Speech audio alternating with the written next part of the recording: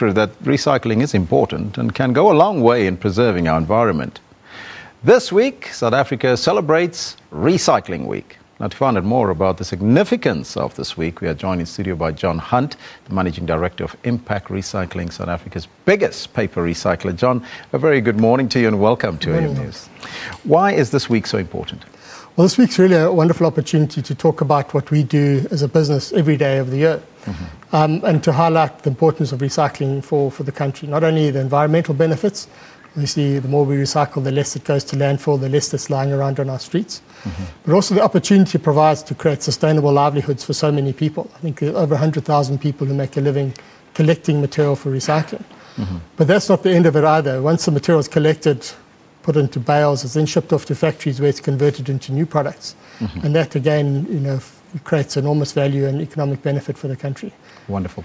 What impact does recycling have on the quality of our daily lives? Because people take it for granted, don't they? No, they do. But if we didn't recycle, our landfill sites would be so much fuller.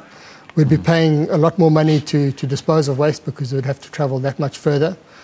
A lot of stuff, because disposal of landfill is expensive, a lot more stuff would be lying around in the streets. The quality of life, the environment would deteriorate quite enormously. Do you find that a lot of townships come on board in order to recycle, and do they benefit from this exercise? There's a growing interest in the townships. So we have a program, our whole business model is based around enterprise development. Recycling is a very local activity in the sense that if you live in a community, you know who's generating the paper, what the shops are, where the sources of material are. And so you can create a small business in that environment in which you live. And so we set up something like 40 buyback centres throughout Gauteng. And they've provided sustainable livelihoods, not only for the owners of those buyback centres, but for the people who support them. So I was at one of our buyback centres the other day, Komuseli Buthelezi in Alberton. She's been running for 11 years. She has 16 people who have trolleys that bring her material on a daily basis. So that's 17 families that are making a living off one buyback centre. Is there some economic spin-offs, and does recycling have an economic spin-off for our economy, for that matter? No, it's massive. If you consider, if we weren't recycling material, we'd be importing the virgin material or the components to make it in many cases. Recycling, as I said, creates not only the livelihoods at the level of collectors, it creates livelihoods at the people who consolidate the material like ourselves, it creates livelihoods at the factories where you're converting that material. I mean, we've just made an investment in our company to recycle PET bottles. So those are plastic bottles used for cool drinks and for water, etc. We've invested 350 million rand on that. And we think that business alone will generate over 1,000 jobs in the collection process. That's wonderful. Now, talking about these people that we always see with the trolleys walking around and collecting, do they really make some money, or how do they make their money? They make a real living, and they make a sustainable living over many years. I mean, it's not the most high-paying of jobs, and it's very difficult to say how much they make because it varies so much on the individual. It's how much they work and how much they can collect. But those livelihoods are sustainable, and it provides opportunities for people without skills. So it's one of the few opportunities in our economy that are employing unskilled people.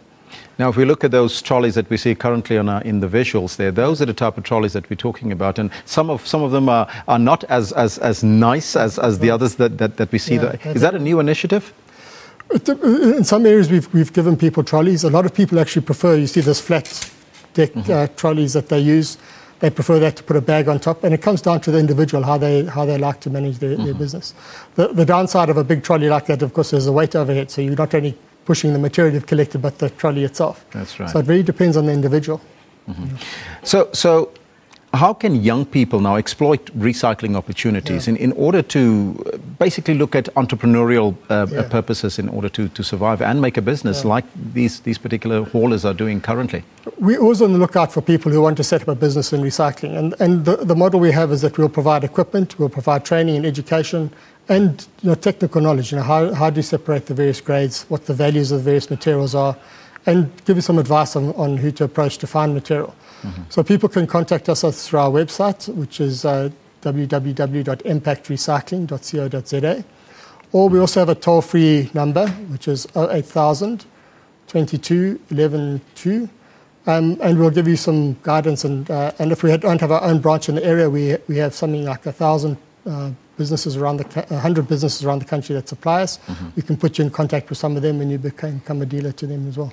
You're talking about the 40 impact centres in Gauteng. Is it only in Gauteng or do you spread out across the country? We're pretty much across the country. We have 7 of our own branches. We've focused on the buyback centres in Gauteng. It's really worked well here. We're starting that initiative in the Cape, and we've started a couple there, and we're looking for opportunities in Durban. We also have an initiative in northern Zululand, recycling in deep rural areas. Something like 29 municipalities there, all got waste sites.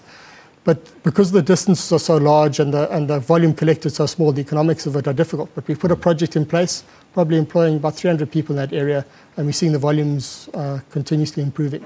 It's about giving people a guaranteed market. If they collect, we'll buy. Talk to me about this buyback centre. How does it operate? What does it do? Typically, a buyback centre would have an office from where you can pay, somewhere that's secure, because a lot of this business is cash. You need a small scale to weigh the material. And then some of the buyback centres offer trolleys to the hawkers to collect. Others rely on them to provide their own. And then we will either put down a bin, which they will fill, and once that's full, we would take it away, pay them for the material, and they use that money then to pay their suppliers. So it's a relatively low cost outlay, but it does require access to a piece of land, a small piece of land in which to operate from. Your message to South Africans, seeing that it's a recycling week this week, what is your message and how could they contribute? Yeah. Recycling is a habit that we all need to develop, not just for the environment, it's for the sustainable livelihoods of our people as well. Every time you take an old Coke bottle, that bottle's going to cost probably a couple of R100 a tonne to dispose of it through the municipality. If you recycle that, eventually you're going to make it into a new bottle. And you've created thousands of rands of value just through that activity. And that value is shared from the person who's collecting it on the street all the way through to the transporters, to the manufacturing plants that are converting it into new product. So recycling is creating long-term sustainable livelihoods for us. The other thing about recycling is that whenever there are people who are buying goods, you're going to have the opportunity to recycle. You can't outsource it to China. You can't do it remotely. I mean, from my desk in Talisa Park in Joburg, I can't determine how people are going to recycle in Mamelodi. You have to be there. And that's a challenge I've given to my staff. They said, well, we need to do more in the township. I said, well, you're there. Tell me. You tell me what to do. I'll support that initiative. And that's what it's about. It's about the initiative from individuals, where they are, where they live, creating those livelihoods.